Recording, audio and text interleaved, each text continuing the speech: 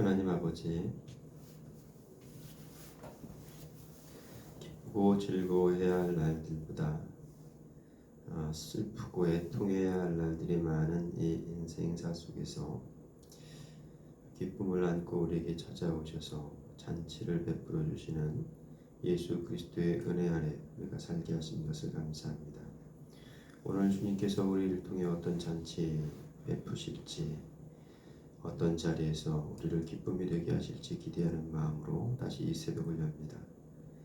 그리스도 안에 있게 하시고 그리스도와 함께 살아 주님께서 만드신 잔치자리에 하고 달려나아가는 복된 날 되게 하여 주옵소서. 예수님의 이름으로 기도드립니다. 아멘. 아멘. 마태복음 9장 14절부터 26절까지 부분입니다. 마태복음 9장 14절부터 26절까지를 공독하겠습니다. 그때 요한의 제자들이 예수께 나와 이르되 우리와 바리새인들은 금식하는데 어찌하여 당신의 제자들은 금식하지 아니하나이까? 예수께서 그들에게 이르시되 본인 집 손님들이 신랑과 함께 있을 동안에 슬퍼할 수 있느냐? 그러나 신랑을 빼앗길 날이 이르리니 그때에는 금식할 것이니라.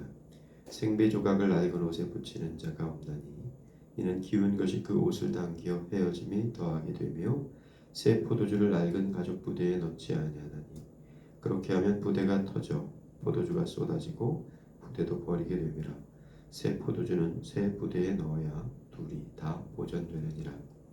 예수께서 이 말씀을 하실 때에 한 관리가 와서 절하며 이르되 내 딸이 방금 죽었사오나 오셔서 그 몸에 손을 얹어 주소서. 그러면 살아나겠나이다 하니 예수께서 일어나 따라가시매 제자들도 가더니 12해 동안이나 혈루증으로 앓는 여자가 예수의 뒤로 와서 그 겉가를 만지니 이는 제 마음에 그 겉옷만 만져도 구원을 받겠다 함이라.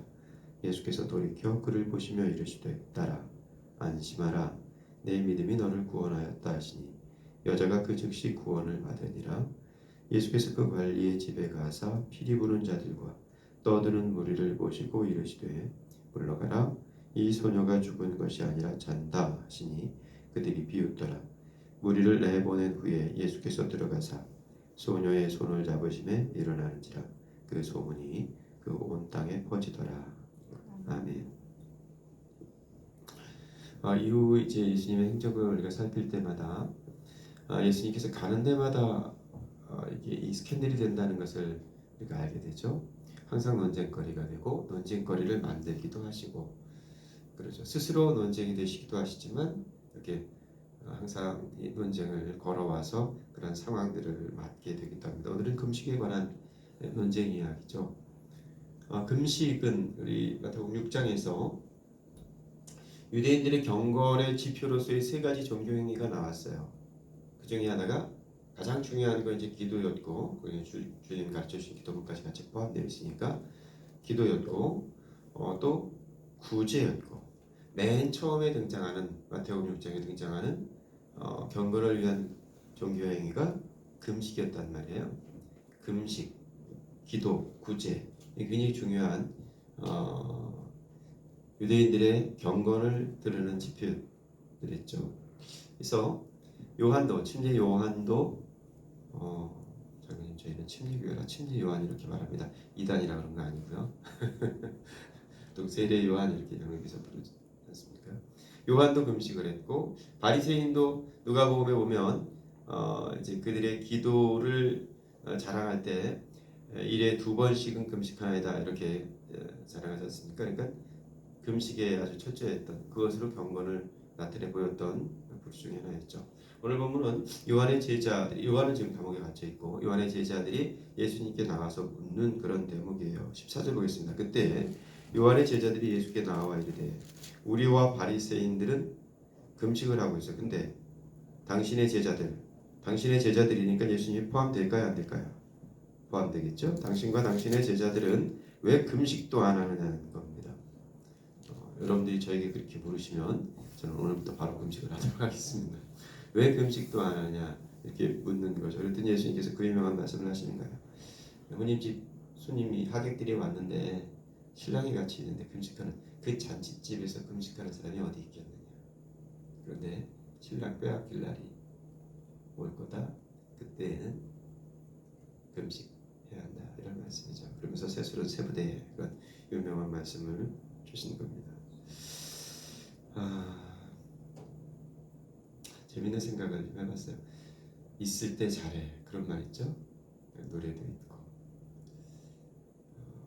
이 유대인들이요, 예수님 살아계실 때는 이 잔칫날인데 초상집을 만들었어요. 가는 데마다 예수님 돌아가는 십자가를 향하여 갈 때는 무슨 축제라도 난 것처럼 죽이라 죽이라 잔치집처럼 소동을 벌였습니다. 언제 기뻐해야 하고 언제 슬퍼해야 하는지, 전도서의 말씀처럼 언제 잔치를 해야 하고 언제 애통해야 하는지를 잘 구분하는 것이 믿음이고 또 지혜죠. 뭐 때문에 우리가 슬퍼하죠? 우리의 세속적인 믿음으로 달려가는 수많은 일상 속에서는 예수가 있든 없든 뭐든지 잘 되면 우리는 잔칫날이 돼요. 그렇죠? 예수가 없어도 뭐든지 잘 되면 잔칫날이 돼요. 그런데 예수가 있어도 이 일상이 잘못되면 애통하는 날이 되죠. 네. 슬픔에 빠질 날, 슬퍼해야 하는 것은 틀림이 없지만 그 슬픔 속에, 그 풍랑 속에서도 예수께서 우리와 함께 하시면 그 슬픔이 기쁨이 될 수 있는 이 신비를 알아가는 것이 신앙이잖아요, 실은. 그래서 세상에 감당할 수 없는 사람들로 살아가는 것이 그리스도인 아니겠습니까? 그런데 똑같아요. 그냥 이 세상에서 잘 되면 기쁘고 이 세상에서 안 되면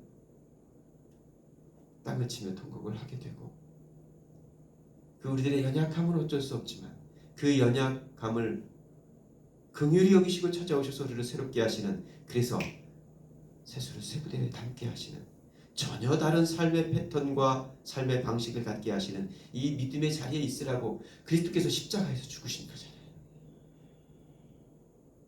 이 때를 잔치를 만들게 하시려고.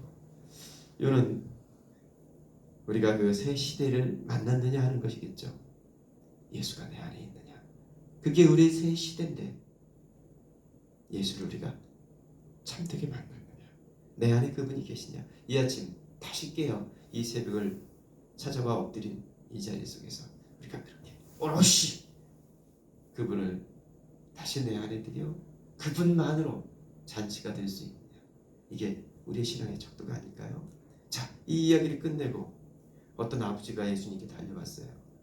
왜 달려왔습니까? 딸이 죽었어요. 이건 잔칫날입니까? 초상집 날입니까? 죽었으니까 잔치가 아니라 초상이죠. 한번 생각해 보세요, 여러분. 제 딸이 죽었다고 그거 살려달라고 쫓아오는 것이 정상적입니까? 아니면 비정상적입니까?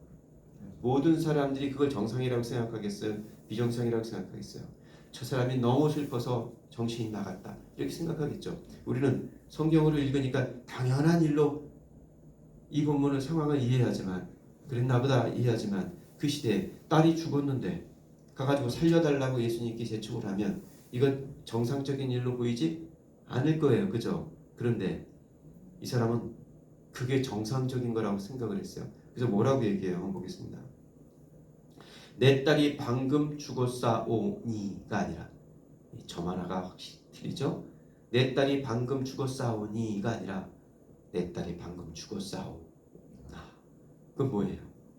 반전의 가능성을 100% 열어두고 있는 거죠. 내 딸이 방금 죽었사오나. 지금 상황은 초상집이에요. 그런데 이 상황이 잔치집으로 바뀔 거라는 이 100%의 개연성을 열어놓고 예수님께 찾아 나오는 거예요.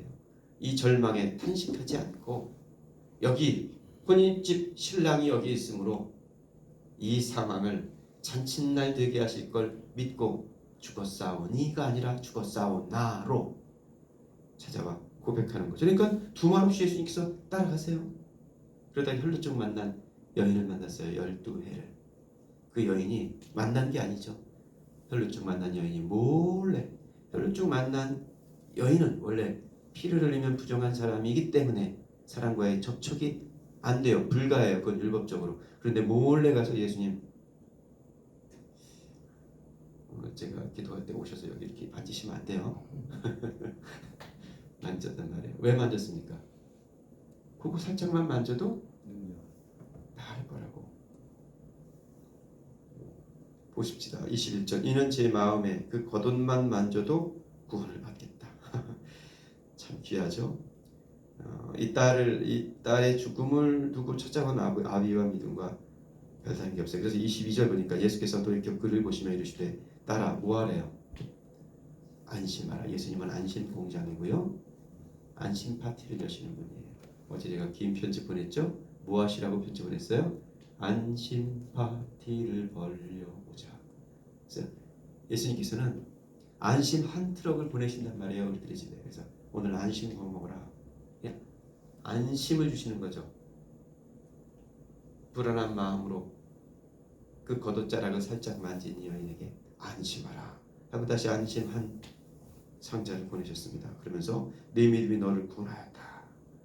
그 여자가 즉시 구원을 받았다. 그리고 나서 다시 그 딸 이야기, 그 관리 이야기가 나와요. 자, 집에 도착했습니다. 23절. 예수께서 그 관리의 집에 가사 피리 부는 자들과 떠드는 무리를 보시고, 저기 지금 피리 부는 자들과 떠드는 무리를 지금 뭐 하고 있는 거예요? 초상집을 만들고 있는 거죠. 그들에게는 이 딸의 죽음이 초상집이었습니다. 그런데 24절 이르시되 물러가라. 이 소녀가 죽은 것이 아니라 뭐한다? 잔다 하신단 말이에요. 그랬더니 그들이 어떻게 했어요?